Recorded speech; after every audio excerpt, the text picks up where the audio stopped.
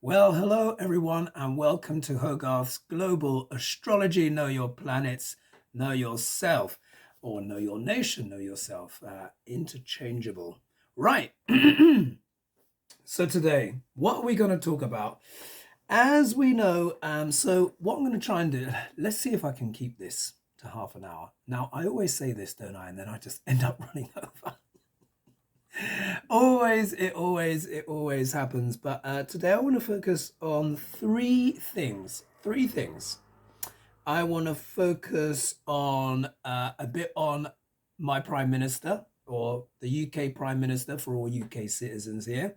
Want to talk about him a little bit. My goodness, this guy. And I've come up with a new nickname for him, by the way, which I think actually fits so well. The next I want to talk about, of course, is the Jan 6th committee, which, of course, starts tomorrow, kicks off officially tomorrow.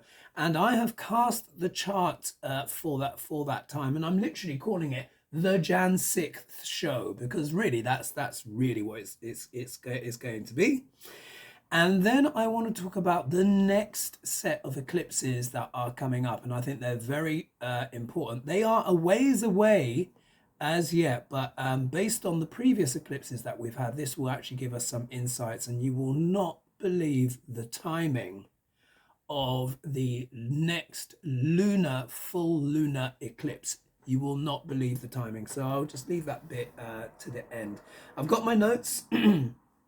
So I'm going to try and keep everything focused and on track. As you know, I like to get things written down in my book with my extensive notes, and I'm going to be referring to earlier pages as well. But first of all, let me just cover a few basic things. So I want to give a little shout out to Ealing Dental. Yes, Ealing Dental Practice, based in Ealing, which is west part of London, and a specific shout out to Dr. Simon, who is my dentist. Yes, he's the one who's keeping these gnashers white and bright. Let's put it that way. I've spent thousands on my teeth. You don't even want to know, but he's done a fantastic job. And I actually had a filling replaced today. I had an old filling taken out, one of those old tin pot ones, which I've been longing to get rid of for ages. And now it is replaced with something very nice. So I want to just say a thank you and a shout out to Ealing Dental. And also as well, I had to shoot this video in the evening to wait for the anesthetic to wear off. I could barely talk. All worth it though, all worth it. These things are investments. But you know, I needed to eat a bit of food and have a bit of a sleep, and finally my I can actually now feel my lower jaw again. But you know, such is life, these things. It's all part of maintenance. And of course, if you like this channel, please don't forget to like and subscribe. And of course, share and press the bell notification. The channel is growing, which is great. But there are so many more of you that watch the channel but don't necessarily subscribe. I was astonished. Actually, I should have said a few weeks ago, actually, I passed 1 million views. Can you believe it? Can you believe it? Over 1 million. I didn't even think that was even possible. So I want to say a huge thank you to everyone who's been watching the channel, and I hope you've been enjoying the content. Right, let's get stuck in. As you know, I like to say, sometimes that confuses you guys, but getting stuck in means like, let's begin. You know this now anyway. You know my little Britishisms. Or shall we say, let's begin. So let's start with Boris Johnson. And as you know, I like to come up with nicknames for politicians. And one of my nicknames for him is the Mop, as you know. And there was a vote of confidence recently. Now, in Saturday's Hodiga, you'll remember I would say that the Jubilee weekend will not prevent a vote of confidence against him. And that is exactly what's happened. But he survived. Yeah, of course, he survived. So the Mop is still in the cupboard. The barnacle still holds on. However, his grip on power is somewhat loosened. So many of you who obviously want to see, would like to see, and now look, there will be people that are fans of Boris Johnson. He has, he has charisma, he's got some charm, and all of that kind of stuff.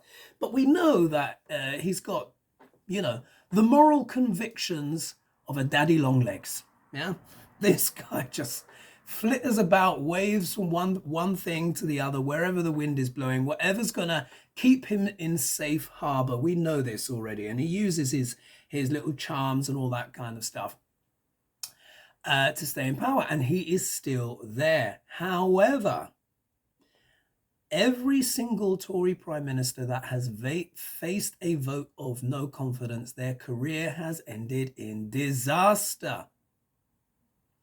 Now, is it possible that he could avoid such a fate? Because they say that Boris is able to defy political gravity, you know, to the extent that, in fact, I'm now going to start calling him Captain Butterpig. Yes.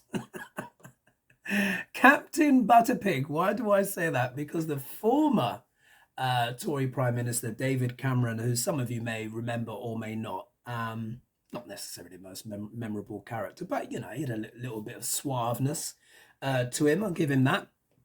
And he described Boris Johnson as a greased piglet. Yes, that was able just to, the second that you tried to hold on to him, to throw him out of the pen or whatever it is, he was able to slip through the fingers. And of course, many of Boris's detractors have been confounded over the years, where they think, surely this is it, surely this is it, and he will be no more. And he has managed to escape every time. So now, from now on, well, maybe not from now on entirely, but I'm going to call him Captain Butterpig, because he's almost like an anti-superhero. And his only superpower would be to be able to fly in, mess everything up, and then somehow get out of that situation. Yeah. But I really do believe this time he may be running out of luck, because, like they say, history, well, there's a saying, history doesn't repeat itself, but it often rhymes. And there is this consistent thing where Tory prime ministers that have faced a vote of no confidence, it's not worked out for them. So the obvious one, one of the obvious one is Margaret Thatcher. She faced a vote of no confidence. This was back in the 90s. She sort of squeaky bummed it through, but her margin wasn't quite big enough, and then she was soon gone. Yeah, because she was unable to govern. Her authority had been so wounded. Other famous example, of course, is Theresa May. She managed to survive a vote of no confidence with a larger margin than Captain Butterpig, but 6 months later she was gone. John Major, the previous Tory Prime Minister, back in the 90s, there were all sorts of things that was very interesting that was going on with him. He managed to survive a vote of no confidence, but then he went on to lose the general election to Tony Blair in a landslide. So the omens for Captain Butterpig, you know, are not great. However, will he continue to fly and defy the laws of gravity? And I want to show you something here. Now, look at this. This is a very complex chart. I actually did, this is actually really when I was in the beginning of my channel, pretty much. So I've written here on the notes, YouTube video for the 28th of May, 2020. How appropriate. So this is just over 2 years ago now. So this was in the early days of launching my channel. I actually launched my channel on the 30th of March 2020. So I was only a few months in. Yeah, I was just a YouTube little boy swimming out there, trying to find my way. And of course, things have really taken off. And thank you guys for that. And I think I've got into my stride. Now, look, this is back in the days when I was actually hand illustrating charts. So this looks really a bit confusing, because it is a comparison between Boris Johnson and Dominic Cummings. And what I will do is, I think it's quite a long video, but when it gets to the end of this video, I will dig it out and I will put it as one of the suggestions for next video, something like that. Have a little look. I have not seen that video since, but if I remember correctly, so much of what I predicted about the dynamic between Boris Johnson and Dominic Cummings has basically come true. But there's certain things here that have been very prescient, and I just have to read them. So down here, this is Boris Johnson's chart here in the middle, and then I put Dominic Cummings' planets on the outside. There are three important factors here. Right. Factor number one. So to start off with, Boris Johnson is a Virgo ascendant in Vedic astrology. Virgo, yeah? So it means Libra rules the second house. And remember, so here we are. This factor here is very important. That is Neptune, that is the moon. And the Neptune is retrograde, yeah? So that means there's a bit more karma on it, a bit more mystery there, a little bit more subterranean. And this is what I wrote. I put here, Moon with Neptune in second house gives a talent for casting illusions via speech. There we are. What has he been called up on? All of his lying. Yes? This is actually a bit of a combination for lying as well. And it's quite interesting. We don't often hear that much about Boris's mother. So again, for entertainment purposes only. Moon is mother. Neptune deals with drink, drugs, and illusions and delusions. Particularly as well in the second house, there could have been something, shall we say, some issues in regards to liquids, pharmaceutical drugs potentially, and the mother, for entertainment purposes only. Yeah. So I thought I would mention that. So isn't that interesting? He's been caught up for what? All of their lies, all of the illusions. Next factor that I think is very important. And if we look over here, if you are a Virgo ascendant, it means Mercury is the chart ruler, and he also rules the house of career. Yeah, Virgos tend to be very lucky in their career. And he's got the sun in sidereal Gemini at 5 degrees. In Western, it will be a much later degree. And it is Cassimi with Venus. What does that mean? It means Venus is in the lap of the sun. It's not great necessarily for marriage and relationships, as we've been seeing. He's been divorced a few times and this, that, and the other. We have to see how long his current marriage lasts.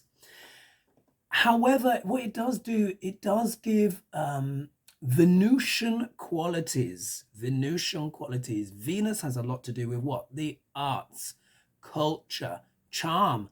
What did he used to be? He used to be the culture minister.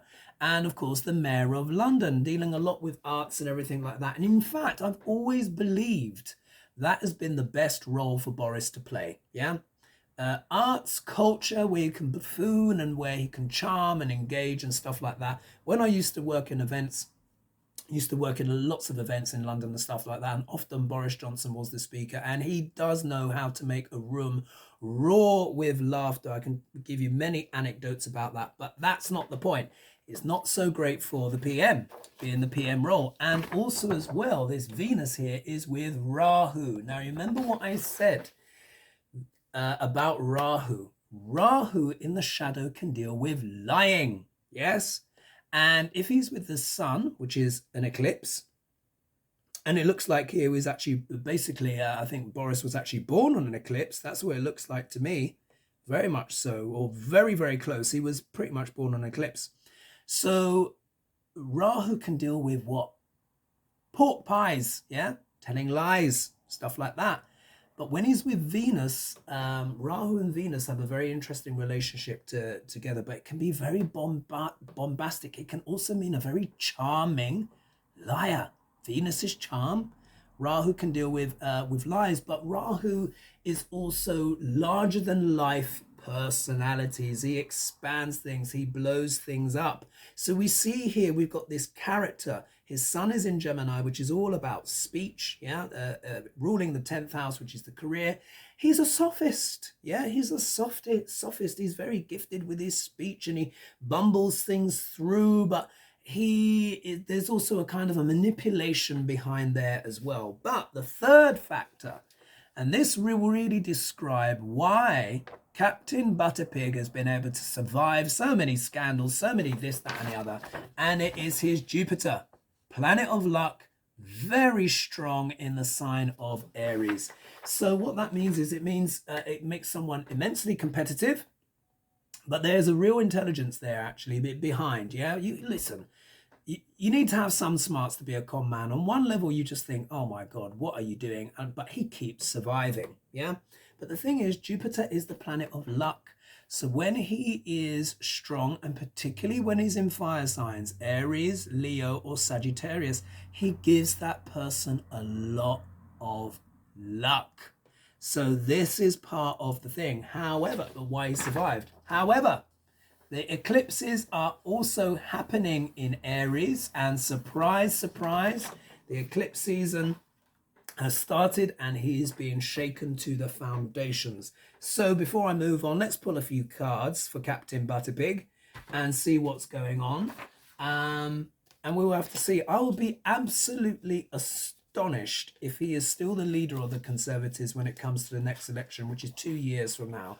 He's got some major trials coming up, major trials and tribulations where he's going to be facing the ethics committee to establish whether or not he lied to Parliament, which he clearly did. So, I mean, that really should be the chop for him. That really should be the end, because how they would be able to argue that he did not lie to Parliament, I think is a very difficult one, because he's clearly he's clearly got to make sure. Okay. See how it's going. Okay, with the cards. Right. So, what is the future for Captain Butterpig? And then we are going to talk about the Jan 6th, which is the chart behind me here. And we're going to talk about Liz Cheney in particular. Remember, I've been talking about her a lot, and I'll explain why. Anyway, Captain Butterpig. What's in the future? Spirit, what can you tell us? What's going to carry on for this scurrilous man? The mop. Still in the cupboard, you know, next to the domestos. This mop needs a bit of bleach. Needs cleaning up.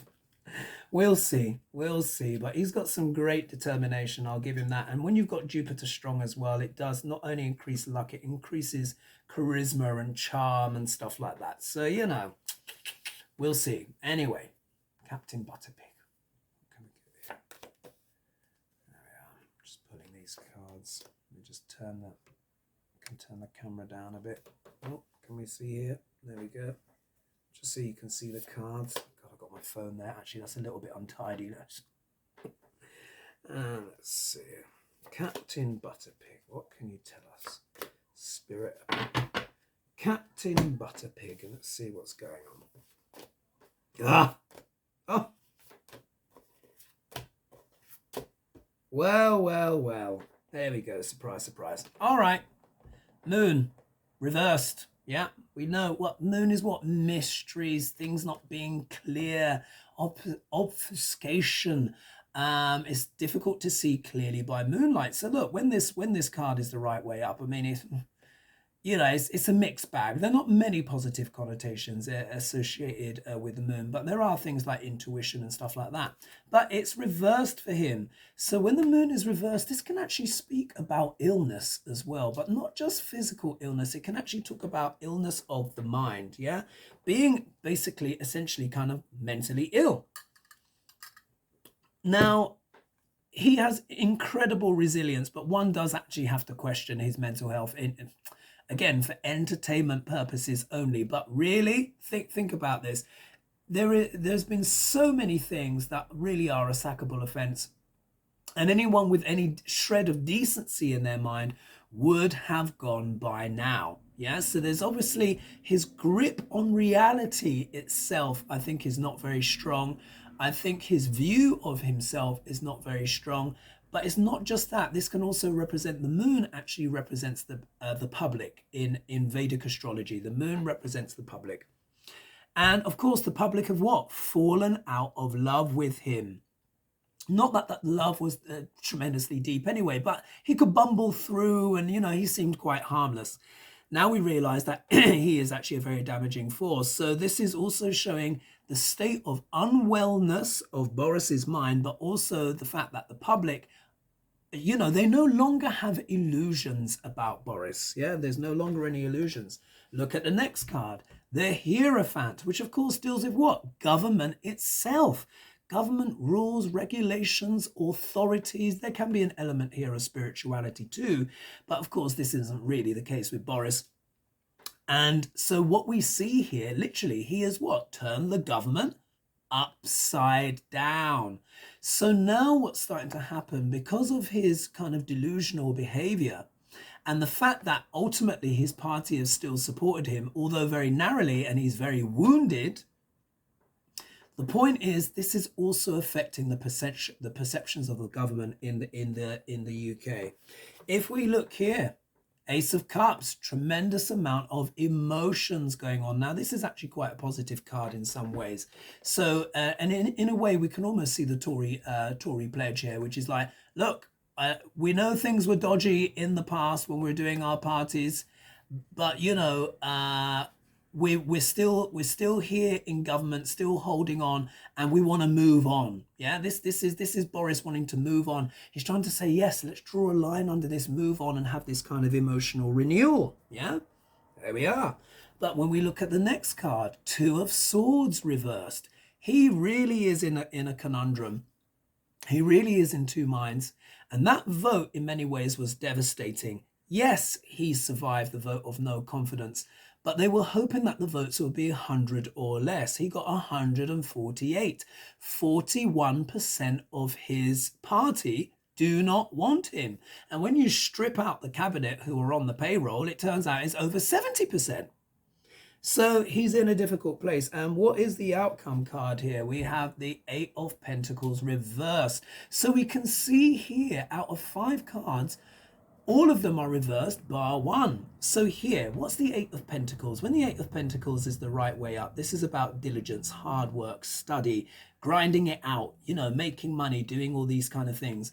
When it's reversed, it can deal with boredom, frustration, boredom and disillusionment with one's job, with one's work.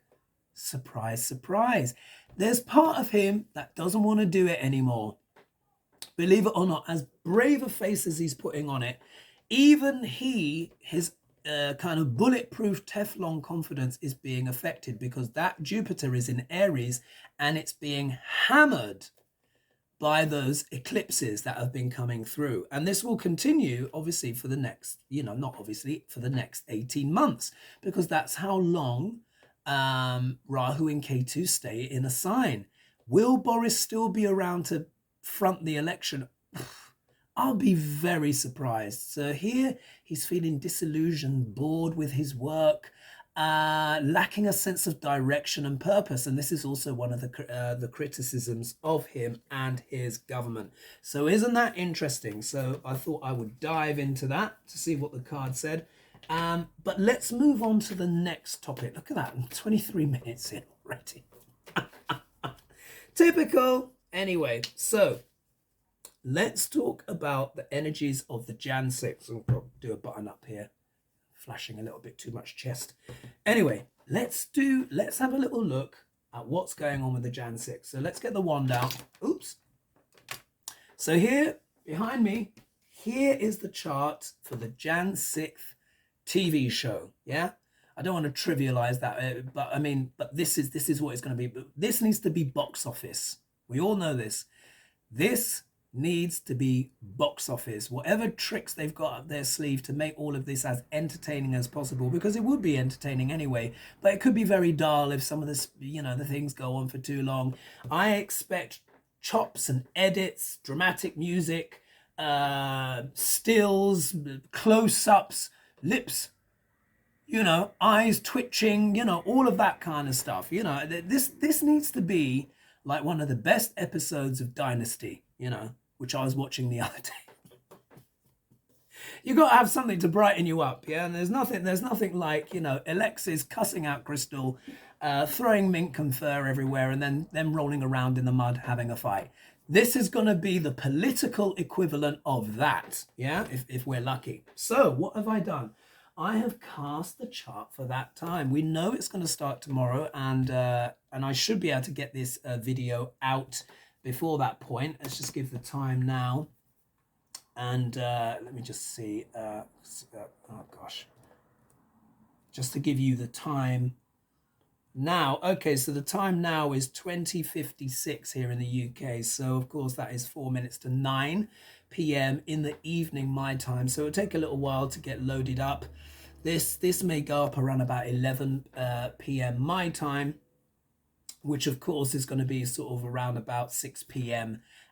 Eastern. Yeah. So, and today's date, of course, is the 8th of the 6th, 2022. So the day before the Jan 6th show. So what I've done is, because the show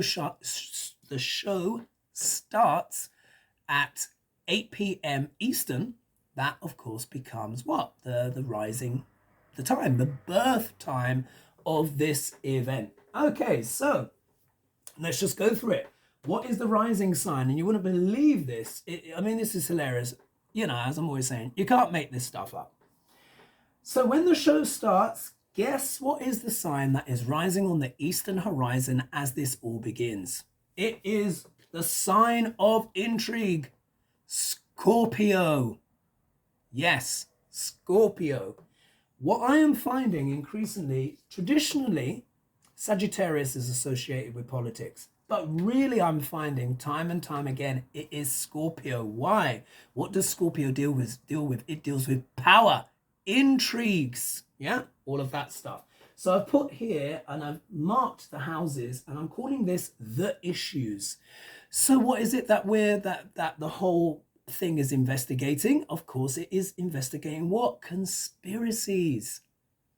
Scorpio deals with conspiracies, conspiracy theories, but also conspiracies that are true, yeah? Machinations, power, things that are hidden, the dodgy things that people do in order to stay in power. It can deal with corruption and, you know, all of the shadow. Scorpio is also a fantastic sign as well. So for anyone that's a sidereal Scorpio, don't feel bad. It's also a very spiritual sign, but it does deal with intrigues and conspiracies. How perfect. The second house here is naturally ruled by Sagittarius, and I'm calling this the values and money. Yeah, deals with values and money and all of that kind of stuff. If we look here, we come to our first planet. So here, I'm calling, this is the third house. So I'm calling this is the communications. Third house deals with what? Communications and media. Pluto is here, which is what? Another indicator of the 8th house, full of what? Intrigues, power struggles, machinations, corruption of all kinds. Surprise, surprise, here it is in the 3rd house. So Jan 6th is going to be looking at what? All of the communications that were going on. People are going to be what? Giving testimony and speech. It's all been recorded. This is a media event, but it's also a media event that could have huge repercussions and a transformational quality to it, because although Pluto is that planet of death and destruction and all the shadow that humanity is capable of, it is also a planet of rebirth, redemption, and transformation. So we can see just by the ascendant placement, the communications that come out of the January 6th show are going to have huge impact. Some will not watch because they're way up in the cray-cray and they just want to believe that it was all stolen and stuff like that. But even those that are skeptical, I think are going to have a sneaky look. Don't you reckon? How can you not? So here we can see huge potential impact here. Next house, which I'm calling that is the 4th house, it's the homeland. In mundane astrology, the 4th house deals with the homeland. We have Saturn retrograding through this house right now at 1 degree 3 minutes, which it will be at tomorrow. It's kind of ran about there now anyway. Saturn is a slow-moving planet. What does Saturn refer to? Government, distribution systems, infrastructure of all kinds. But it deals with government. So here, homeland, the government of the homeland.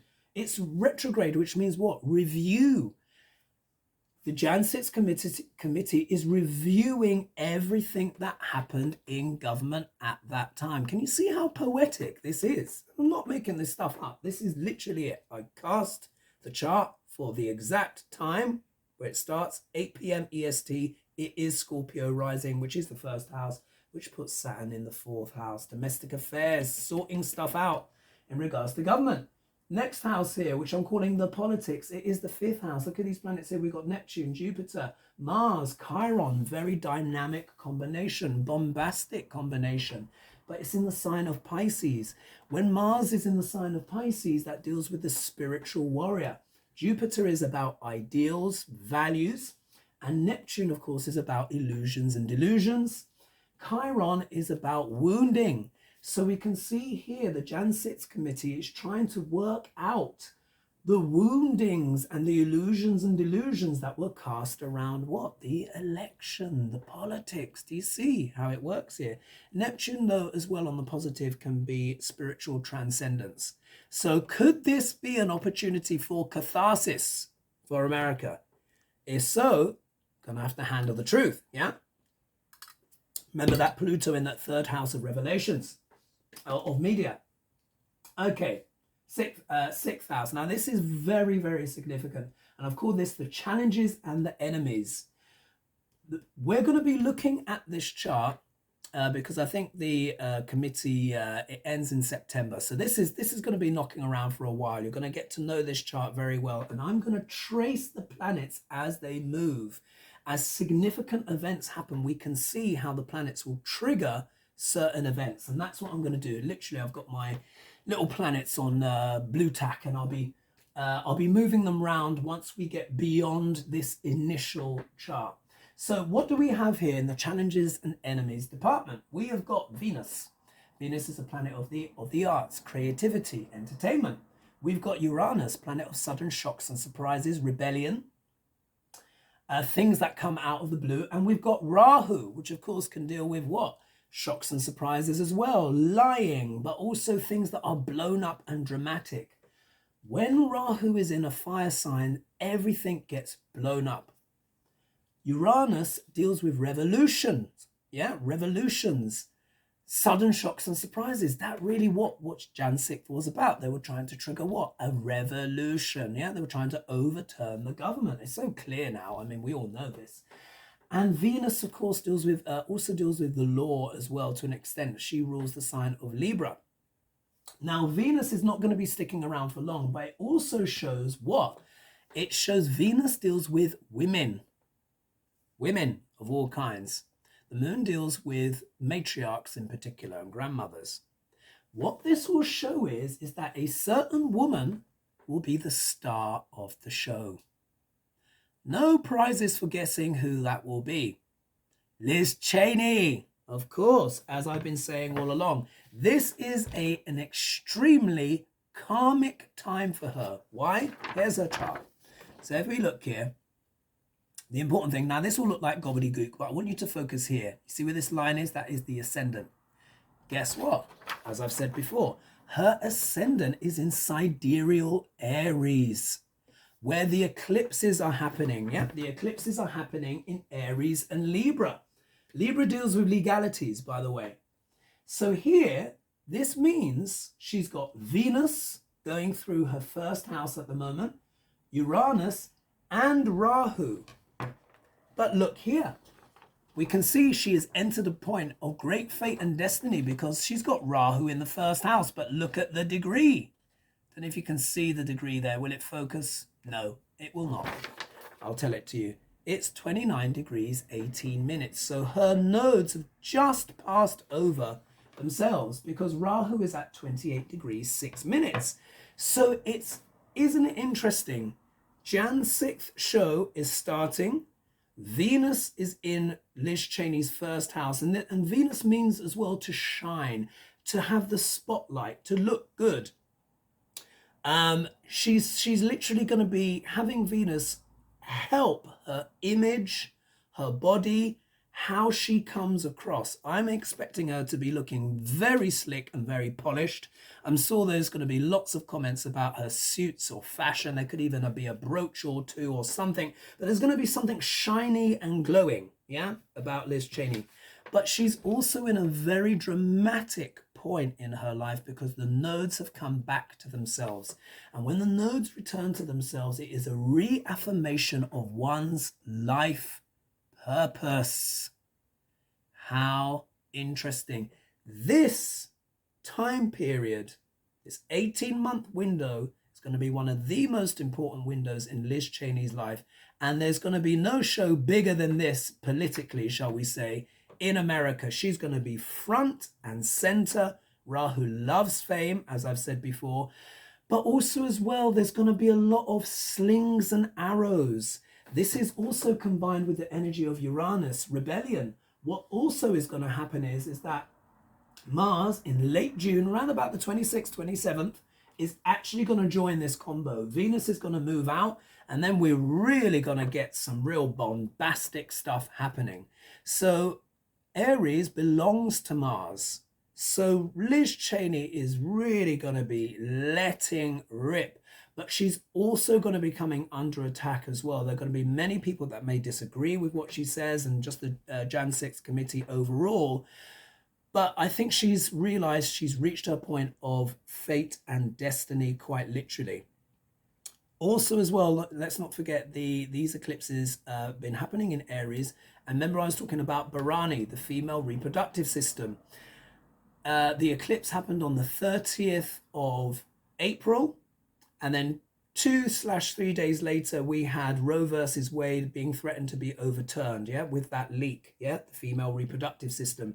But Bharani is also about pressure, rebirthing, and it's also about punishment.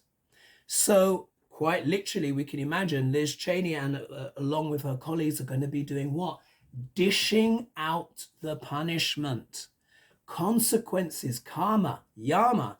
However, this is going to be a very explosive time, folks, particularly as well. This could also impact as well the war in Ukraine. We could see some very dramatic developments there. Uranus represents electrical energy, even things like earthquakes, big shocks and surprises. He also represents aviation as well. So there could be a plane crash or two that could be happening around this time. I don't want to be, bum people out too much, but he does deal with aviation. Guess what we're dealing with right now in the UK? Huge transport issues in regards to flights. So many flights being cancelled because they didn't book enough staff, etc. We've also got some huge train and tube strikes coming up as well. When are they happening? They are happening on the 21st, 23rd and 25th of June. In the UK, up to 50,000 staff are going to go on strike from the RMT union members, etc. And that has been the biggest strike since 1989. So these are tumultuous times. That's how it's manifesting in Britain. But we're going to see all sorts of things to do with aviation, transport, people doing cray-cray things, shocks, surprises. There could even be reprisals, violence. The gun thing could even spike, as Matthew McConaughey I saw his very powerful speech or part of it, talking about the guns, etc. But this is all going to be part of the milieu. As this goes through, this is all going to be part of it. So very, very dramatic times coming up, folks. But also as well, this can also be a great time for spirituality as well. I know a lot of you are holding your heads and just being like, when is all this going to stop? But we have to go through this motion. One of my nicknames for Rahu is tumble dryer. Remember that, tumble dryer. Whatever house he's in, he can put that into a spin. So we are going to feel like at certain times over the summer that we're in a spin cycle. But at the same time, a lot is going to be revealed. This Pluto here in the third house of the chart is going to reveal a lot of dark stuff, a lot of stuff we didn't even know before. Yeah, they're saying that already, but there's going to be even more that we didn't know, even more that we've not seen before. So prepare yourselves. Anyway, going on to the 7th house here, we've got Mercury here and the Sun. The 7th house is anyone that's not us, and I'm calling this the relationship. So of course here, Mercury is the planet of communication. Sun is the planet of government and leaders. So the committee is going to focus on what? The communications between leaders, between people in the Senate and all that stuff with their outside world, with their friends, with their colleagues, with the insurrectionists. Yeah, that kind of stuff. We see here, we've got Ceres in the 8th house. Ceres is where we give our devotion to something. And it's the original name for Ceres was Demeter, the Greek name. She's got a very famous daughter called Persephone. What I found is Ceres is where we give our devotion to something, but also where we gain something, but we lose something. Just like with Persephone, with her mother, she was stolen away, and then the mother got her back, but then she would return every winter to be queen of the underworld. So here we're gonna learn this again. This is female energy. This is female energy here. This can be mothers, daughters, and even grandmothers. There will be women that will emerge out of this, because look, I'm calling this the house of intrigues, the 8th house. There's going to be a feminine element here, which is going to be much more involved than we may realize. Yeah, there could be a lot of women. You know what I'm thinking? Again, for entertainment purposes only, thinking of Ginny Thomas. Yeah, just saying that. Anyway, and then we go around, and if we look here, we've got the moon in the 11th house. What does that mean? So here we are. This deals with the goals and dreams. So here the moon deals, again, not only with the public, but it deals with the mind, with the emotions. It's in the sign of Virgo, which is about healing. So here the Jan 6th committee is ultimately trying to do what? Heal the whole situation, heal society. The 11th house carries the energy of Aquarius, which deals with what? The people. The moon is the people. So the Jan 6th literally want to try and heal these energies. And here, finally in the 12th house, I'm calling this secrets and hidden enemies. This is what the 12th house deals with. We have Ketu in there, which is snip, snip.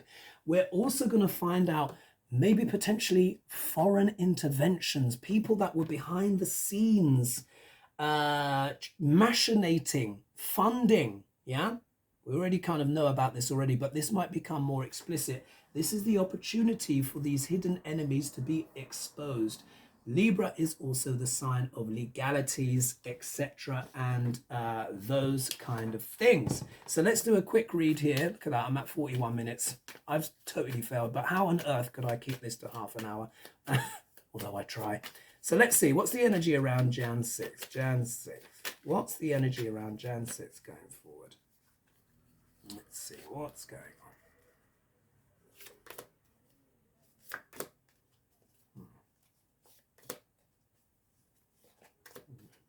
Oh, go back to that one. Pulling quickly here. I still want to try and keep this video under an hour. All right, let's see. Oh, very interesting.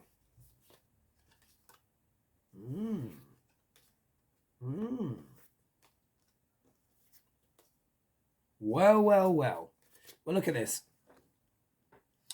Ace of Cups is back, but look, this time it's reversed. Literally, I didn't turn the deck upside down, anything like that. Shuffled, and it's turned up reverse. So here we are. So this, of course, is dealing with the emotional turmoil and upset of the whole situation. America, in particular, is just going through a really, really tough time right now. You know, you've got, you know, all of the insurrection. Most of the perpetrators have not been kind of dealt with. We've had mass shootings galore. Matthew McConaughey obviously stood up to say, look, we just want decent gun laws. He said he's a gun owner. He said just sensible kind of stuff. What is astonishing, since the Uvalde situation, over 700 people have died in the USA of mass shootings. This is what I want to say is this. And again, for entertainment purposes only, I don't live in the UK. But what I would say, if I was giving advice to someone who is president, I would be declaring a state of emergency right now and using that pen, because it's not really a pen, it's a wand, yeah? The president's pen is the most powerful pen in the world. It is a wand. I would be declaring a state of emergency. 700 people dying since Uvalde, let alone for the whole of the year. That, for me, in my opinion, is a state of emergency. But anyway, I digress. If we look here, look what's coming out. Judgment. Yeah, judgment's coming out, but it's coming in the obstacle position reversed. Everyone's like thinking, when are these people gonna come to judgment? And I'm slightly worried about this, because I would have preferred it to be the other way around and not in the obstacle position. So there is a danger that this could become a show. It will be a show, and then maybe it doesn't have quite the impact that we want. Let's hope that is not the case. This is serious. This is really serious. This is so important. We look here, we have got what, the Eight of Cups here, reversed. Walking away, yeah? So in many ways, this is probably in a way talking about the energies of, this is everyone wanting to walk away from this situation, especially the GOP, yeah? The GOP, they want to walk away from this situation. They don't want anything to do with it. And it also shows there'll be many people that will not watch because they are going to what? Turn their backs on it. However, if we look here, something a bit more positive. Look, Queen of Swords. And I was just saying that's the Eight of Cups. Queen of Swords, here we are. And this deals with what? Legalities, yeah? Legal outcomes, fair decisions, righteousness. So again, could this be a little bit of Liz Cheney? But it's not only that. This is women in general wanting to fight for justice and step up to the plate, especially in regards to Roe versus Wade. And then the outcome card here is the Ten of Pentacles. So what? This is going to be judgment. We're going to be looking at the big money that was behind much of this, the big investors that were doing those things. But this is also as well talking about the United States as a whole as well, looking at that, possibly even critiquing that, and this being a reflection, a culmination of many factors being brought into sharp focus. Let's not forget, tens deal with completion, yeah, completion. So there we are, Ten of Pentacles.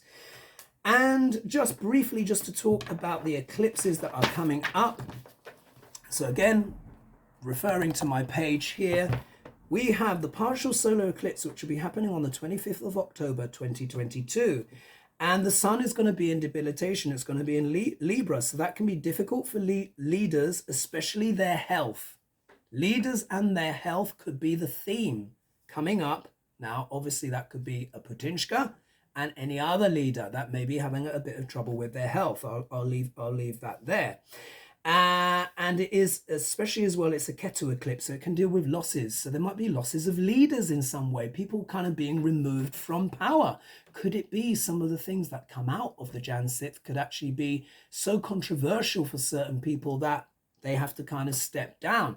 We will have to see how that energy manifests.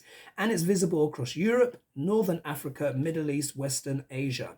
Now, 2 weeks later, after the solar eclipse, you get the lunar eclipse 2 weeks later, and vice versa, depending which order that they come. Now, remember, the full lunar eclipse was a bit, was very difficult for the United States.